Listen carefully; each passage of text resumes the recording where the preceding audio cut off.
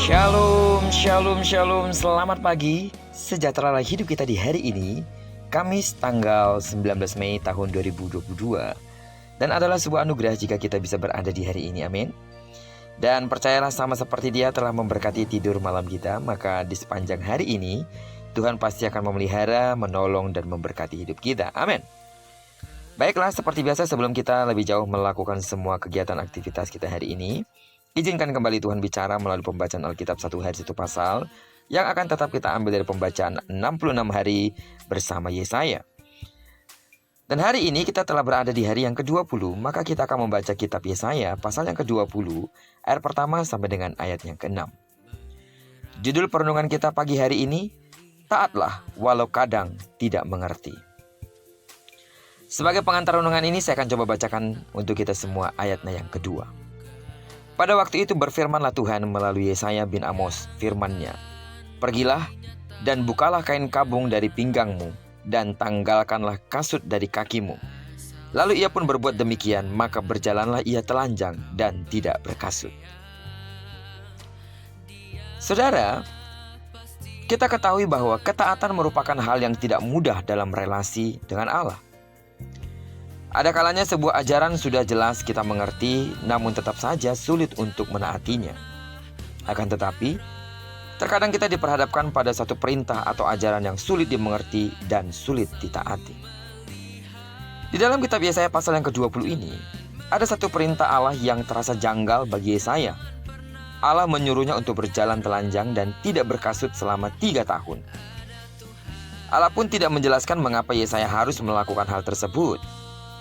Lalu di dalam kebingungannya, Yesaya bisa saja menolak atau mengajukan keberatan kepada Allah. Akan tetapi, Yesaya memilih untuk taat ketika perintah itu datang kepadanya.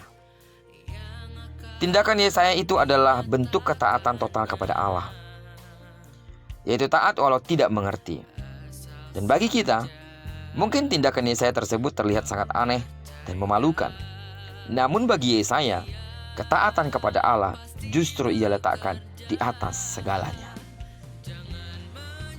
Oleh karena totalitas ketaatan Yesaya, pesan Allah tersampaikan dengan baik kepada bangsa Mesir, pada bangsa Ethiopia dan orang Yehuda. Tindakan memalukan Yesaya yang berjalan telanjang adalah nubuat untuk bangsa Mesir dan Ethiopia. Kedua bangsa itu akan dipermalukan. Allah akan membuat mereka tidak berdaya di hadapan bangsa Asyur. Melalui peristiwa itu, Allah juga berpesan kepada Yehuda supaya tidak berharap kepada bangsa asing. Sebab satu-satunya sumber pengharapan mereka hanya ada pada Allah Israel, yaitu Yahweh. Sebagai anak-anak Allah, kita juga dituntut untuk menunjukkan ketaatan kepadanya. Amin. Ada kalanya Allah meminta kita untuk melakukan sesuatu yang sulit sekali untuk dimengerti, bahkan sulit untuk dilakukan. Perintah itu mungkin saja bertentangan dengan arus zaman, seperti hidup jujur di tengah orang-orang yang tidak jujur dan korup. Dalam kondisi seperti ini, kita harus menaati Allah dengan penuh iman kepadanya. Sebab sekalipun sukar untuk dimengerti dan dilakukan, Allah tidak akan pernah menyuruh kita untuk melakukan hal yang salah. Amin. Meskipun sepertinya tidak masuk di akal, perintah itu tidak masuk pada logika kita. Percayalah, semuanya diperhitungkan oleh Allah, bahwa semua itu tidak akan salah. Amin. Dan Tuhan tidak akan pernah mempermalukan kita. Apa yang diperintahkannya adalah sesuatu yang baik bagi kita.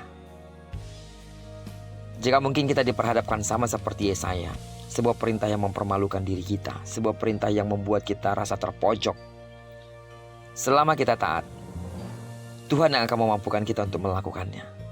Sebab bukan dengan kuat dan gagah kita, tapi oleh karena Roh Allah yang bekerja di dalam kita. Amin. Percayalah, Tuhan tidak akan pernah mempermalukan kita. Justru semua diizinkannya, atau justru semua diperintahkannya untuk kebaikan bagi hidup kita. Tuhan baik. Dia memerintahkan banyak hal dalam hidup kita yang bisa kita lakukan, asal saja ada ketundukan dan ketaatan di dalam hidup kita. Di balik segala ketaatan, ada berkat yang sedang menunggu kita. Berkat yang tidak terpikirkan dan berkat yang tidak terbayangkan. Dan itu diberikan kepada setiap orang yang memiliki hati yang taat dan tunduk atas setiap perintahnya. Terpujilah nama Tuhan.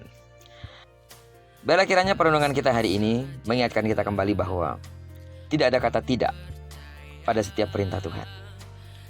Apa yang diperintahkannya, lakukan saja. Karena semua itu pasti mendatangkan kebaikan bagi hidup kita. Amin.